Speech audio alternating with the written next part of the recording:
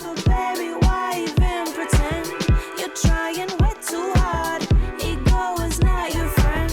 I only speak the truth. No, I'm not trying to offend. Why you trying to lie for them? I wake up, it's so good to. So if you can see right here, Kali Uchis is in that nice colored pink.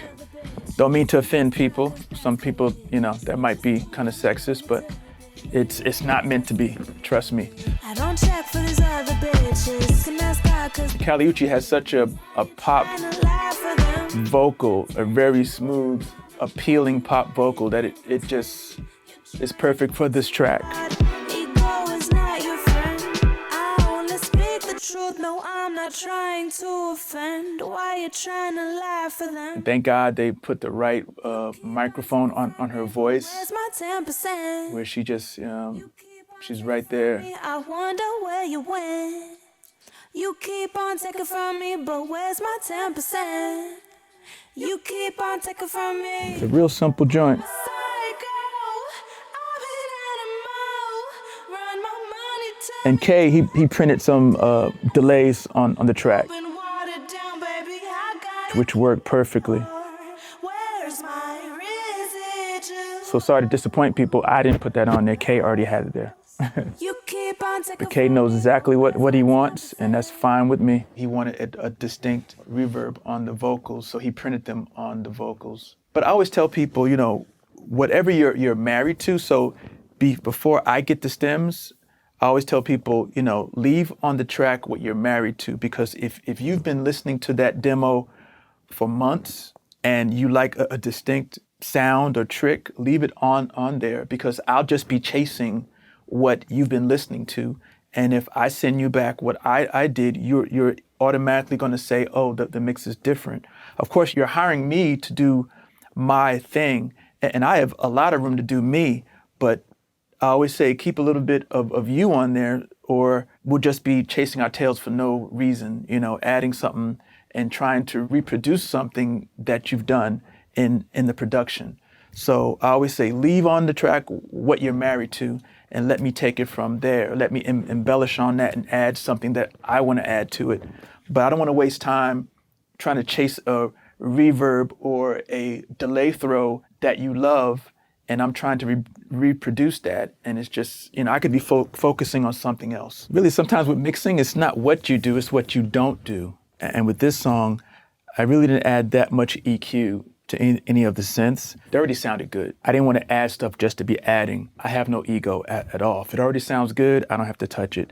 And one thing that I don't do, I don't reach for the EQ or a compressor until I listen first. I always have this phrase that I always say, you have to see with your ears, because I know we work in the monitor age where we see the waveforms, but I come from the VU meter age where we didn't have a screen in front of us. I'm still that way. I still use my ears first. And as far as the waveforms, that to me, that's for fixing little things. But to see if a sound is acting or sounds good, I don't use my eyes.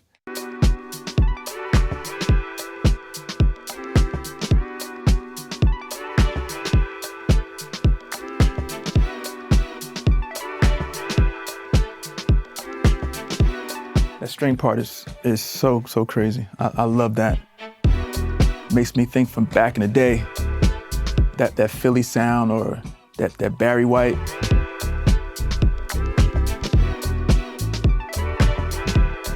That disco sound, yeah, disco club. I was a disco lover, so hey.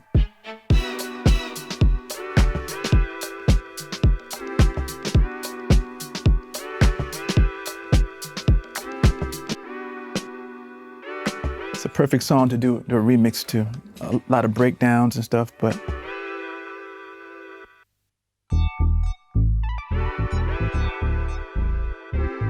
can't help but to play this song loud.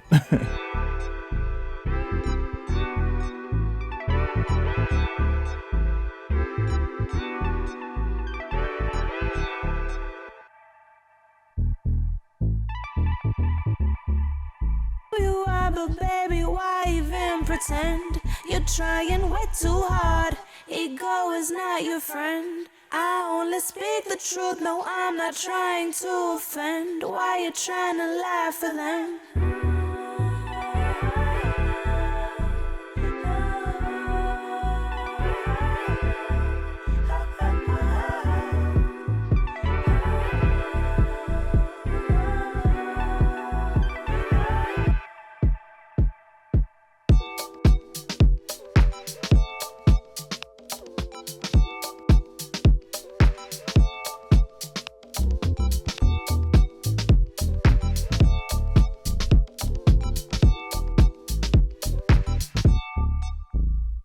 Let's talk about the stereo bus. Now, as far as the board, sometimes I use it, sometimes I don't. Just like I said before, when it comes to compression, only if I need it. It's a reactive thing. I know some people, they like to go to just straight to the compressor without really listening first. Me, I love to listen to music first and see if something needs something.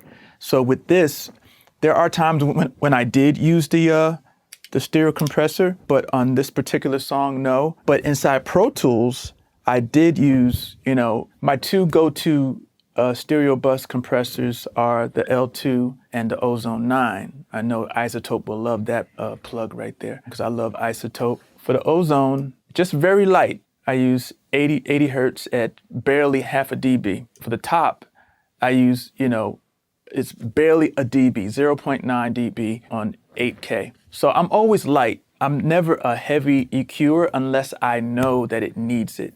So for this, I just wanted to put touches, just slight little touches. Sometimes I use the maximizer just to open it up more, just give it a little more beef, a little more heaviness. And for this one, it was light, it's not heavy. Just give it a little bit more oomph. And that's what I did on Ozone.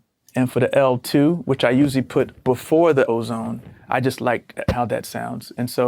And for the threshold, I did -2, 2.6. Once again, I'm not heavy on the compression. I'm just not. A lot of guys like to compress heavy. It's not my thing. So I'll play it so you guys can hear it and show the difference. I'll take the L2 and the Ozone off. So that's without it. And I always add my L2 first. Just the limiter. See, it's just very light, but it opens it up a little bit more.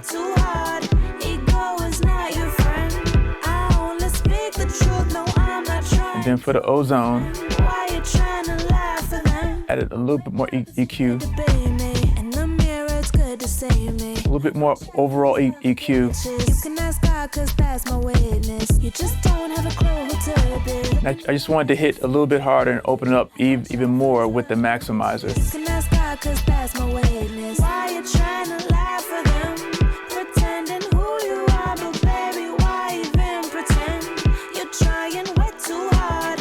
This is without the Ozone.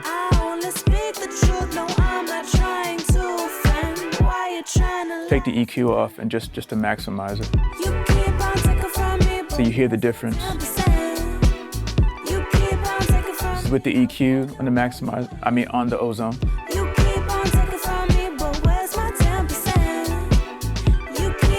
Let's leave the EQ on and turn the maximizer off so you hear that difference.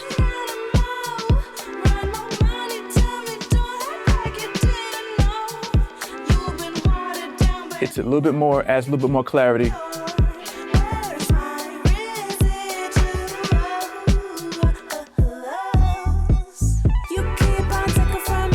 Let's take the L2 off again so you hear the difference.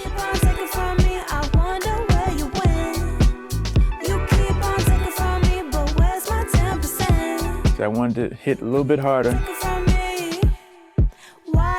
and even bigger.